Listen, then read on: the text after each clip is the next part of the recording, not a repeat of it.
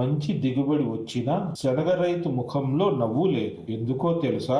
వైఎస్ఆర్ జిల్లాలో శనగ రైతులు దళారుల చేతిలో నిలువున మోసపోతున్నారు. కేంద్రం ప్రకటించిన మద్దతు ధర క్వింటాకు 5,875 రూపాయలు అయితే కొనుగోలు కేంద్రాలు లేక దళారులు కేవలం 4,800 రూపాయలకే లాగేసుకుంటున్నారు. దీనివల్ల రైతుకు ఒక్కో క్వింటాపై 1,000 రూపాయల వరకు నష్టం వస్తోంది. ఎకరానికి లెక్కేస్తే సుమారు 8,000 నుంచి 10,000 రూపాయలు అన్నదాత జేబులోంచి పోతున్నాయి. పంట చేతికొచ్చి మార్కెట్ కు వస్తున్న కూటమి ప్రభుత్వం కొనుగోలు కేంద్రాలు తెరవడంలో జాప్యం చేస్తోంది. నిబంధనలు పక్కన పెట్టి పండించిన ప్రతి గింజను ప్రభుత్వమే మద్దతు ధరకు కొనాలని రైతు సంఘాలు డిమాండ్ చేస్తున్నాయి. అన్నదాతకు అండగా నిలవాల్సిన బాధ్యత ప్రభుత్వంపై ఉందా లేదా? మీ అభిప్రాయాన్ని కామెంట్ చేయండి. మరిన్ని నిజాల కోసం ఈ వీడియోను షేర్ చేయండి. ఇటువంటి పొలిటికల్ అప్డేట్స్ కోసం